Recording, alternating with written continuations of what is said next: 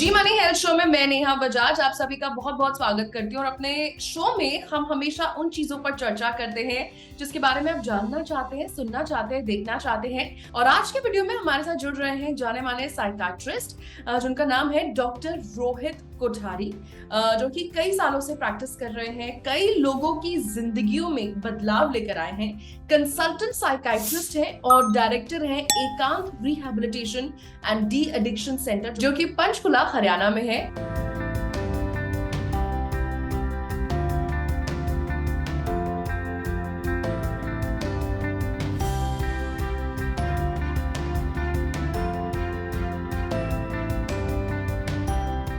Doctor Rohit, ji money health show में आपका बहुत बहुत स्वागत है। जी thank you ma'am. We welcome you sir. और सर, आज हम आपसे चर्चा करेंगे एंजाइटी के ऊपर। डॉक्टर रोहित, आजकल बच्चे भी कह रहे हैं कि मुझे बहुत एंजाइटी हो रही है, मैं बहुत एंग्शियस फील करता हूँ या करती हूँ, मुझे बहुत स्ट्रेस हो रहा है, मुझे बहुत बेचैनी है। सो इन क्लिनिकल टर्म्स आप एंजाइटी को कैसे डिफाइन करते हैं? जैसा कि आपने कहा, एवरीवन एक्सपीरियंस एंग्जाइटी। हर किसी को एंग्जाइटी होती है, ऐसा कोई भी नहीं होगा जिसको एंग्जाइटी नहीं होगी। एग्जाम जाने से पहले, किसी से मिलने से पहले, नए जॉब में, नए कॉलेज में, कहीं कहीं कहीं पर भी कोई एक फोन भी कभी भी बच जाता है तो तब भी एंग्जाइटी हो जाती है। हमारा फोन किसी ने लगाया है, हम नहीं लगा पाते, तब भी एंग्जाइटी हो जाती है। सो एंग्जाइटी अगर हम क्लिनिकल टर्म में बात करेंगे तो ये बहुत ही डिफ्यूज, अनप्लीजेंट सा वेक सेंस ऑफ अप्रिहेंशन है, जिसमें साथ साथ में थोड़े फिजिकल सिम्टम भी आ सकते हैं। जैसे हेडेक हो सकता है, पर्स्पिरेशन हो सकता है, पाल्पिटेशन, घबराहट सी हो सकती है, कोई चेस्ट में भारीपन सा लगता है, थोड़ा पेट में अजीब सा लग सकता है, यहाँ तक कि पैरों में बेचैनी, पैर हिलाने का मन करता है। तो कोई भी सिम्टम, वो फिजिकल या साइकोलॉजिकल, कोई भी सिम्टम जो है वो एंग्जाइटी में आ सकते हैं। अच्छा, एंड सर, क्या हम ये कह सकते हैं कि कुछ some people are more anxiety prone? कुछ लोगों को जल्दी जल्दी बेचैनी हो जाती है, हम कहते हैं तुम हर बात दिल पे ले लेते हो यार, तुम बड़े स्ट्रेस में आ जाते हो छोटी छोटी बातों पे। बिल्कुल बिल्कुल मैम। अगर हम देखेंगे तो एग्जाम में ऐसा नहीं है कि सबके अच्छे नंबर आते हैं, काफी लोगों के कम नंबर आते हैं, मेरे भी कम आए हैं, आपके भी कम आए हैं। तो अगर हम देखें ओवरऑल क्लास में तो कुछ कुछ लगता है कि इसके एग्जाम में कम नंबर थे, कल तो परेशान था और आज बिल्कुल ठीक हो गया है। पर कुछ कुछ बच्चों को लग जाता है कि काफी टाइम लग जाता है, किसी को वीक्स लग सकते हैं, किसी को मंथ्स भी लग जाते हैं ठीक होने में। तो हम सबकी जो एंग्जाइटी का जो एक टेंडेंसी होती है, जो रिकवर करने का होता है, वो डिपेंड करता है पर्सन टू पर्सन। और इसमें जो मोस्ट प्रॉब्लली जो 3 कारण होते हैं, जो हम कहते हैं कि क्या फैक्टर्स है एंग्जाइटी के, वो हो सकता है कि बायोलॉजिकल है, हमारा कैसा शरीर बना है, कैसे हमारे माँ बाप से चीजें आई हैं, जो जेनेटिक्स होता है उसको बोल सकते हैं हम, उस पर डिपेंड करता है। और जो हमारा एनवायरमेंट है, कि मैं बचपन से कैसे पला बड़ा हूँ, क्या देखा है, क्या नहीं देखा है, कितना मुझे एंग्जाइटी प्रोवोकिंग मेरा एनवायरनमेंट रहा है, उससे, इन तीनों चीजों से जो है हमारी एंग्जाइटी डिफाइन होती है कि मुझे कितनी एंग्जाइटी हो सकती है, कितनी नहीं हो सकती है। मैं एक और इजी एग्जांपल दूंगा आपको। अगर आप और मैं कभी रेस्टोरेंट में खाना खाने गए हैं, और हो सकता है कि आपका भी पेट खराब हो जाए, मेरा भी पेट खराब हो जाए, पर होता क्या है, जिसको एंग्जाइटी होती है उनको वो छोटा सा पेट खराबी भी बड़ा बड़ा भयंकर हो जाता है कि अब क्या होगा, मैं बच पाऊंगा, नहीं बच पाऊंगा, मेरे को हॉस्पिटल लेके जाओ, मेरे को इमरजेंसी लेके जाओ। जो छोटी छोटी कंडीशन जो है वो किसी को तो नॉर्मल लगती है, पर किसी को बहुत एबनॉर्मल लगती है। तो ये बोलना किसी को कि कोई दिक्कत नहीं है, मैंने भी खाना खाया था, मैं तो ठीक हूँ, मैं कल ठीक हो जाऊंगा, तू भी ठीक हो जाएगा, पर जो सामने वाले की एंग्जाइटी वो हम कभी नहीं समझ सकते, क्योंकि वो हमने कभी फील नहीं किया। तो हर एक का जो एंग्जाइटी फील करने का तरीका है, जो एंग्जाइटी, वो बहुत डिफरेंट होती है, वो बहुत वेरी करती है पर्सन टू पर्सन। बिल्कुल, आपने बड़े अच्छे से उदाहरण देकर हमें समझाया। अच्छा सर, एक और चीज बताइए, what are the types of anxiety disorders? Anxiety disorder के कितने प्रकार हैं? बहुत ही वेरी हो गया है ये। हम एंजाइटी में पैनिक अटैक भी लेते हैं। पैनिक अटैक का मतलब ये होता है कि अगर आपने कभी कभार सुना हो दोस्तों के बीच में कि अचानक से रात को लगा कि बस मैं बच नहीं पाऊंगा, मेरी सांसें रुक जाएगी, मेरी धड़कन रुक जाएगी, मुझे फटाफट हॉस्पिटल लेके जाओ। फटाफट वो हॉस्पिटल भागते हैं, उनकी ईसीजी होती है, उनका सब कुछ होता है, एंड आधे घंटे में वो ठीक हो जाते हैं। तो इसे पैनिक अटैक कहते हैं हम, है ना, कि एक बस एकदम डर सा लगा कि बस मैं नहीं बच पाऊंगा। जो दूसरी एंजाइटी होती है उसमें फोबिया होता है। फोबिया मतलब डर लगना। डर किसी भी तरीके का हो सकता है। डर एक क्लोज स्पेस में हो सकता है, एक सोशल एंजाइटी हो सकती है, मुझे नए लोगों से मिलने में दिक्कत आ रही है, मैं जॉब इंटरव्यू पे जा रहा हूँ, वहां दिक्कत हो रही है। एक परफॉर्मेंस एंजाइटी होती है, जो सिर्फ और सिर्फ एग्जाम से पहले या सिर्फ ऑफिस से पहले वहीं पे होती है। ऑफिस से मुझे मेरे सीनियर ने बोला है कि आपको ये पर्टिकुलर डेडलाइन है, इस तारीख को आपको प्रेजेंट करना है, डेडलाइन 1 मंथ की बात की, पर मेरे को आज से ही स्टार्ट हो जाएगी घबराहट, बेचैनी कि 1 मंथ बाद कैसे दूंगा। हो सकता है कि मैं उस पर्टिकुलर डे में कुछ ना कुछ बोलूं, मैं बीमार पड़ गया हूँ, कुछ हो जाए और मैं जाऊं नहीं। काफी बिल्कुल। लोगों को सिर्फ स्टेज पे जाने से पहले होती है। काफी लोग स्टेज पे चढ़ते हैं, फिर एंग्जाइटी बिल्कुल खत्म हो जाती है ना। हम्म। और काफी लोगों को ये लगता है कि मैं एग्जाम देने गया था, मुझको आता सब कुछ है, पर जैसे ही मुझे एग्जामिनर ने कुछ पूछा मैं ब्लैंक हो जाता हूँ, ब्लैंक हो गया। है ना। तो ये परफॉर्मेंस एंग्जाइटी होती है ना। सोशल एंग्जाइटी मैंने बताया, फोबिया मतलब डर लगना, बंद कमरे में, लोगों के बीच में, लिफ्ट के अंदर, पानी से, हाइट से। आजकल इतने फोबिया आ गए हैं, जानवर से डर लग सकता है, किसी भी चीज से पर्टिकुलर डर लगना स्टार्ट हो सकता बिल्कुल। है ना। जो मोस्ट कॉमनली हम देखते हैं वो जीएडी देखते हैं, जिसको हम जनरलाइज्ड एंग्जाइटी डिसऑर्डर बोलते हैं, है ना। ये जब एंग्जाइटी बात करते हैं तो एंग्जाइटी में 2 सिम्टम आते हैं, जैसे मैंने पहले बताया आपको। एक फिजिकल होता है, एक साइकोलॉजिकल होता है ना। फिजिकल मतलब मैं जो बॉडी से बाहर से फील कर सकता हूँ, जैसे मुझे पसीना आ रहा है, हाथों में ट्रेमर से आ रहे हैं, है ना। एकदम एंग्जाइटी, मेरे हार्ट रेट बढ़ रही है, मेरा सर भारी हो रहा है, मेरा सीना भारी हो रहा है, मेरे को स्वेटिंग सा हो रहा है, पेट में अजीब सा लग रहा है कि मोशन पास करना है, गैस्ट्रिक हो रहा है, पैरों में दर्द आ रहा है, लोगों को चक्कर से आ जाते हैं, लोगों को लगता है चल नहीं पाते। तो इसमें से कोई भी कॉम्बिनेशन में कोई भी सिम्टम्स आ सकते हैं। वैसे क्या साइकोलॉजिकल आते हैं, हमेशा एक डर रहता है कि कुछ बुरा हो जाएगा, कुछ बुरा हो जाएगा, कुछ बुरा हो जाएगा, है ना। एक अंदर से अजीब सी बेचैनी से लगता है, रेस्टलेसनेस लगता है, एक लगता है घबराहट सी लगती है। तो ये कोई भी साइकोलॉजिकल सिम्टम भी आ सकते हैं। और जब एंग्जाइटी की बात करते हैं, जरूरी नहीं कि सारे के सारे सिम्टम आए, हो सकता है कि एक सिम्टम आए, हो सकता है कि इनसे 4 से 5 सिम्टम आए, कुछ भी हो सकता है।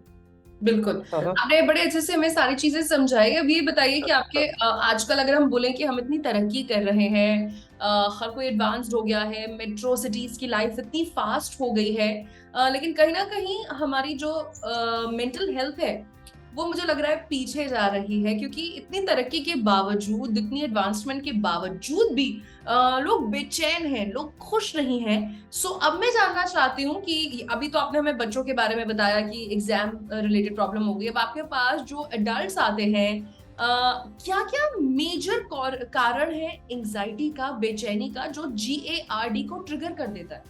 तो हमें एक चीज समझनी पड़ेगी ना, आजकल हम काफी पेशेंस जो बेसिकली वो चला गया है, हम हमारे लिए बिल्कुल टाइम नहीं निकाल पा रहे हैं। अगर हम 24 घंटे हमारे देखें तो बेसिकली हम क्या, या तो वर्क के पीछे भाग रहे हैं या कुछ किसी और के लिए कर रहे हैं। हमने बेसिकली हमारे लिए जो आधा से 1 घंटा जो निकाल सकते हैं, अगर अगर वो भी निकालते हैं तो that is very self sufficient. हम हमारे लिए बिल्कुल नहीं कर रहे हैं। जो बेसिकली प्रायोरिटी शिफ्ट हो गई है वो दूसरों पे शिफ्ट हो गई है। वो काम के लिए हो गई, वो किसी और के लिए। हमने कभी भी अपने आप को प्रायोरिटाइज करना छोड़ दिया है। अब होता क्या है ना कि हम अपने आप में जो चीजें रहती है वो पूरा के पूरा भरता रहता है ना। हम बेसिकली क्या कि जो हमारे इश्यूज छोटे हमको लगता है छोटा इशू है, और वो क्या छोटे छोटे इशू जो हमारे बढ़ रहे हैं, और वो कभी ना कभी बड़ा है, वो फूटना है। तो बेसिकली हमारी आ रही है कि हमें रेगुलर टाइम पे वेंट आउट करना बहुत जरूरी है। और वेंट आउट करने के लिए हमें कोई इंसान चाहिए पास में, जो आज बिल्कुल भी कट आउट हो गया है। हमारे जो फ्रेंड सर्कल थे, हमें लगता है कि वो बहुत बिजी हो गए हैं, है ना। वो मेरा फोन नहीं उठाएगा या वो मेरे साथ में बाहर जाएगा नहीं। तो हम हमारे खुद के हिसाब से ये बना दिए हैं कि नहीं, किसी और सामने वाला क्या सोचेगा क्या नहीं सोचेगा। अगर सामने वाले के पास टाइम नहीं होगा तो वो बता देगा मेरे पास टाइम नहीं, मैं बात नहीं कर सकता, मैं बाद में कर लूंगा। पर हमने क्या कर दिया, हमने हमारे खुद के एक सेट एजेंडा तैयार कर दिए हैं कि नहीं, वो पर्टिकुलर मुझसे बात नहीं कर पाएगा, वो उसके पास टाइम नहीं है, वो नहीं जा पाएगा। मेरा बस इसमें ये कहना है कि अगर हमें इशू है तो हमें डेफिनेटली किसी से बात करनी चाहिए। अगर हमें लगता है कि ये पर्टिकुलर चीज मुझे हेल्प कर रही है, मुझे बाहर जाना पसंद है, मुझे खेलना पसंद है, मुझे ड्राइंग करना पसंद है, मुझे पेंटिंग पसंद है, जो भी मुझे पसंद है, तो प्लीज वो हाफ एन आवर आप निकालना स्टार्ट करिए खुद के लिए। ज्यादा टाइम नहीं निकालना है, क्योंकि मुझे भी पता है कि वो इम्पॉसिबल चीज है। मैं ये नहीं कह रहा हूँ कि आप अपनी स्लीप डिस्टर्ब करके मॉर्निंग 4 o'clock उठ के योगा करिए, पर जब भी आप उठते हैं प्लीज आप आधा घंटा अपने लिए टाइम स्पेंड करिए। That will be self sufficient. आप मेक श्योर करिए कि वो आधा घंटा आप अपने लिए रखा हुआ है और किसी के लिए रखा हुआ नहीं है ना। वो काफी चीजें हेल्प करेगी। एक लास्ट चीज पे ऐड करता हूँ, काफी लोग बोलते हैं कि हम ट्राई करते भी है। मैं सोचा हूँ, मैं जिम जाता हूँ, मैं जिम की मेंबरशिप ले लेता हूँ, I pay the money and I don't go. I go there for a day और 2 and then I stop going there. जो हमारा बेसिक इशू आता है वो ये आता है कि हम अपने आप को इतना मोटिवेट कर देते हैं कि वो मोटिवेशन एक दिन में खत्म हो जाता है और फिर वो काम नहीं करता है। तो हम कुछ भी हमें लाइफ में सीखना होता है, जैसे हमने जब बचपन में थे तो पहले ABCD सीखी, फिर वर्ड सीखा, फिर सेंटेंस लिखा, फिर ऐसे लिखना स्टार्ट किया। वही हमें हमेशा लाइफ के अंदर भी करना है कि छोटी चीजों से स्टार्ट करना है। अगर मैंने प्लान करा है कि मुझे हाफ एन आवर जिम जाना है, तो प्लीज आप जाइए। वहां पे राइट। कुछ नहीं हो, कोई दिक्कत नहीं, आप हाफ एन आवर वहाँ का टाइम स्पेंड करिए, आप वहाँ का एनवायरनमेंट देखिए, सब कुछ करिए। डेफिनेटली अगर आप 3 to 4 डेज वहाँ पे बैठेंगे, तो 4 दिन के बाद आपका अपने आप मन करेगा कि चलो मैं ठीक है वॉक करता हूँ बताओ। ट्रेडमिल पे, थोड़ा सा मैं कार्डियो करता हूँ, एंड देन इवेंचुअली आपका जो वर्कआउट है वो धीरे करके बढ़ता रहेगा। बिल्कुल, सो आपने मेन बिल्कुल सही कहा कि baby steps every day, take small steps every day. So doctor Rohit, अब मैं आपसे बात करना चाहती हूँ एंजाइटी प्रिवेंशन एंड ट्रीटमेंट के बारे में। आज भी हमारे समाज में कई सारे ऐसे लोग हैं कि जब शरीर पे कोई घाव लगता है तो तुरंत जाते हैं डॉक्टर से, फॉलो अप्स भी लेते हैं, लेकिन जब भी बात होती है साइकाइट्रिस्ट के पास जाना है, क्यों कोई दिमागी रोग हो गया है, क्या तुम पागल हो गई हो, तो कहीं ना कहीं एक स्टिग्मा सा जुड़ा हुआ है। तो मैं चाहती हूँ कि एंजाइटी प्रिवेंशन ट्रीटमेंट, और अगर कोई किसी को एंजाइटी है और वो नहीं दिखा रहा किसी डॉक्टर को, आगे चलकर ये क्या गंभीर रूप ले सकती है, वो भी हमें बताइए। जैसा कि मैंने कहा, मैम प्रायोरिटाइज करना जरूरी है। एंजाइटी मेरे को है, मेरे को पता है कि मेरे को क्या दिक्कत हो रही है। फ्रैक्चर सबको हो सकता है, पर जो पेन है वो हर पर्सन को डिफरेंट डिफरेंट पेन होता है। वैसे के वैसे जब सिम्टम्स आते हैं, साइकेट्रिक सिम्टम कोई भी आते हैं, कोई मेंटल हेल्थ इश्यूज आते हैं, तो वो पर्सन टू पर्सन बहुत वेरी करता है ना। तो अगर आपको इश्यू है और आपको लग रहा है कि कुछ चीज परसिस्टेंट चल रही है, then definitely you should take help.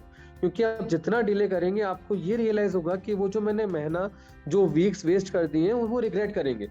उस समय कोई घर में वेडिंग थी, उस समय किसी की पार्टी थी, उस समय मेरा कोई पर्टिकुलर वर्क चल रहा था, एंड मैंने वो पूरा जो टाइम था वो एंजाइटी में निकाल दिया, जबकि मेरे पास एक अप्रोप्रिएट ट्रीटमेंट अवेलेबल था। मैं उससे बहुत जल्दी निकल सकता था। क्योंकि क्या होता है ना कि अगर मैं ट्रीटमेंट नहीं भी लेता हूँ, है ना, पहले भी एंजाइटी होती थी, हमारे माँ बाप के समय भी थी, हमारे दादाजी के समय भी सब थी। पर उस समय क्या होता था कि हम एंजाइटी हो रही है, कुछ भी हो रहा है, भी उसको देखिए पता नहीं क्या है, क्योंकि नॉलेज ही नहीं थी। तो होता क्या है ना कि अगर कोई भी इलनेस हमारी बॉडी में हुई है, अगर आपको कल वायरल इन्फेक्शन भी हुआ है, तो आपकी बॉडी फाइट करेगी। ऐसा नहीं कि बॉडी फाइट नहीं करेगी। तो जब बॉडी फाइट करती है बेसिकली उससे, तो हम उन चीजों से निकलना स्टार्ट करते हैं। जब वो निकलना स्टार्ट करते हैं तो दो चीजें होती है, या तो हमारी बॉडी फाइट करती है, या फिर हम कोई पर्टिकुलर सब्सटेंस का हेल्प ले लेते हैं कि हमें लगता है कि नहीं, अगर मैं टॉपिक को यूज करूंगा या अल्कोहल लूंगा, तो उससे क्या है कि मेरा दिमाग डाइवर्ट हो जाएगा, है ना। तो एक ये क्या होता है कि ये जो मिसकंसेप्शन होता है कि नहीं, इन चीजों से निकालने के लिए, अगर मुझे सोशल एंजाइटी है, मैं किसी मेरे फ्रेंड से बात नहीं कर पा रहा हूँ, तो जो बेस्ट तरीका, जो दोस्त बोलते हैं कि चल ठीक है आज अल्कोहल ले ले और तू बात कर पाएगा, तो वो तरीका जो है वो ठीक नहीं है, वो ठीक नहीं है। है ना। एक प्रॉपर ट्रीटमेंट होता है, एक प्रॉपर ट्रीटमेंट अवेलेबल है। और जरूरी नहीं है कि हर एंजाइटी में हम ट्रीटमेंट जो है मेडिकेशन ही देते हैं। ये बड़ा ही एक जो साइकेट्री में आता है कि जो भी दवाइयां हैं वो डिपेंडेंसी कर देगी, लॉन्ग हाँ, टर्म सब लेनी ये कहते हैं पड़ेगी, आदत लग जाएगी। आदत लग जाएगी और छूट नहीं पाएगी। तो दवाइयाँ कभी भी ऐसी नहीं होती है कि दवाई आदत बढ़ जाएगी। ऐसा नहीं होता है कि मैंने आज 1 गोली खाई है, कल 2 खाने का मन करेगा, परसों 4 खाने का मन करेगा। और डिपेंडेंसी वैसी नहीं होती है। जैसा कि अगर आप सब्सटेंस में देखते हैं या सिगरेट में देखते हैं, तो जो लोग बोलते हैं कि नहीं, पहले हम 1 पी रहे थे, फिर 2 पीना पड़ा, फिर 4 पीना पड़ा। जो ट्रीटमेंट होता है वो डिपेंड करता है। जैसे परफॉर्मेंस एंजाइटी है, मुझे पता है कि मुझे पर्टिकुलर सिचुएशन से एंजाइटी होती है। मान लीजिए मुझे ऑफिस में, मान लीजिए मुझे एग्जाम जाने से पहले, या मुझे फ्लाइट में जाने से पहले, या ट्रेन में, अगर किसी को पर्टिकुलर एक जो सिचुएशनल एंजाइटी है, तो उसके लिए हम कभी भी लाइफ लॉन्ग मेडिकेशन नहीं देते हैं। हम उस पर्टिकुलर सिचुएशन बेसिस पे एक मेडिकेशन दे देते हैं, ताकि वो जो सिचुएशन है वो निकल जाए। तो दूसरी एंजाइटी आती है, वो ऐसी आती है कि जो परसिस्टेंट चल रही है। मेरा डे टू डे पे मुझे एंजाइटी हो रही है। जिनको डे टू डे पे एंजाइटी होती है, उनको हम एक मेडिसिन प्रिस्क्राइब करते हैं। ये मेडिकेशन काफी अच्छे फटाफट काम करती है, and with in few weeks you feel very better. ठीक है ना। कुछ ये जो दवाई फर्स्ट एपिसोड में हम यूजुअली 6 मंथ्स तक चलाते हैं, और हमारा यही प्लान होता है कि 6 to 9 मंथ्स में दवाइयां बंद हो जाए बिल्कुल। और हम करते भी हैं डेफिनेटली। वो दवाइयां सारी बंद हो जाती है। जो डिपेंडेंस कॉजिंग मेडिकेशन है वो यूजुअली नहीं दी जाती है लॉन्ग टर्म तक। वो इनिशियल डेज में हो सकता है कि आपको दी भी जाए, पर क्योंकि जो भी एंटी डिप्रेसेंट हम एंजाइटी मेडिकेशन स्टार्ट करते हैं, वो कुछ टाइम लेती है, वो कुछ वीक्स लेती है। इसीलिए हम कोई ना कोई जो बेंजोडाइजेपिन होती है उसका हेल्प लेते हैं, और कोई रीजन नहीं रहता। ठीक है। इसके अलावा जब आप डॉक्टर से मिलते हैं, तो उसके अंदर काफ़ी रिलैक्सेशन एक्सरसाइज होती है, बिहेवियर थेरेपी होती है, मेडिटेशन आता है, काफ़ी चीज़ें आती हैं जो अलॉन्ग विद सिखाया जाता है। पर वो डिपेंड करता है कि कितनी वो चीज़ें हेल्प करेगी, कितना नहीं हेल्प करेगी। इसके भी एग्जांपल देता हूँ मैं। अगर मेरे आंखें कमज़ोर हो रही है, तो डेफिनेटली मुझे गाजर, हरी सब्जियां खाने से हेल्प मिलेगी, है ना। पर मेरे को अगर चश्मा पहनना पड़ेगा, चश्मा पहनना पड़ेगा मेरे को, है ना? तो उसका कोई और ट्रीटमेंट नहीं है। तो अगर मेरे को एंग्जायटी हो रही है, तो अगर मेरे को ज़रूरत है दवाई की, तो जितना जल्दी हम दवाई लेंगे उतना बेटर रहेगा। जैसे कि मैम कभी-कभी अगर हमने एंग्जायटी का राइट टाइम पे ट्रीटमेंट नहीं लिया है, तो जो एसोसिएटेड डिप्रेशन के सिम्पटम होते हैं, जैसे कि लो मूड या इरिटेबल मूड हुआ, थकावट से महसूस होना, दिन भर लेटे रहने का मन करना, जो चीज़ पहले पसंद थी वो पसंद नहीं आती है, बाहर जाने का मन नहीं करता है, लोगों से बात करने का मन नहीं करता, नींद में डिस्टर्बेंस आता है, भूख अच्छी नहीं लगती है, नेगेटिव ख्याल आने कि लाइफ बेकार है, कुछ नहीं करा, जो भी ज़िंदगी में करा मैं अच्छे नहीं करा है। तो ऐसे सिम्पटम्स क्या है कि आगे जाके एसोसिएटेड हो सकते हैं। और जैसा कि मैंने कहा कि एंग्ज़ायटी जो है वो काफ़ी वेरी करती है, चाहे वो पैनिक अटैक हो, चाहे वो फ़ोबिया हो, सोशल एंग्ज़ायटी, परफॉर्मेंस एंग्ज़ायटी है। तो ऐसे कोई भी सिम्पटम्स जो हैं वो एक-दूसरे के साथ में हो सकते हैं। आपके पहले कोई सिम्पटम्स अलग स्टार्ट हुए थे, विद टाइम अगर आपने नई ट्रीटमेंट लिया है, तो नए-नए सिम्पटम्स आपके ऐड अप होते रहते हैं। ओके, सो डॉक्टर रोहित ने बड़े अच्छे से हमें समझाया और ये भी बताया कि अगर आपको लग रहा है कि आपको बेचैनी होती है तो क्यों ना किसी एक्सपर्ट से सलाह ली जाए, गाइडेंस ली जाए। इसमें कोई हेजिटेशन करने की बात नहीं है। और इसी के साथ डॉक्टर रोहित कोठारी, आपने अपने कीमती स्केड्यूल से हमारे लिए वक्त निकाला। थैंक यू सो मच, हम आपके शुक्रगुजार हैं। Thank you for inviting me. Thank you ma'am. Thanks a lot. तो ये थे डॉक्टर रोहन, जिन्होंने अपने बिजी स्केड्यूल से हमारे लिए वक्त निकाला और हमें एंग्जाइटी के बारे में अवगत कराया, हमें बताया। मैं उम्मीद करती हूँ आपको आज का वीडियो बहुत पसंद आया होगा। अपना फीडबैक जरूर शेयर करिएगा। किसी और विषय पर भी अगर आप चर्चा देखना चाहते हैं वो भी हमें बताइएगा। इसी के साथ मैं नेहा बजाज अब आपसे लेती हूँ इजाजत। जी मनी हेल्थ शो के अगले वीडियो में हम मिलेंगे एक नए सुपर स्पेशलिस्ट, नए मेडिकल एक्सपर्ट के साथ। टिल देन कीप वॉचिंग जी मनी हेल्थ शो। अच्छी सेहत हमारा वादा।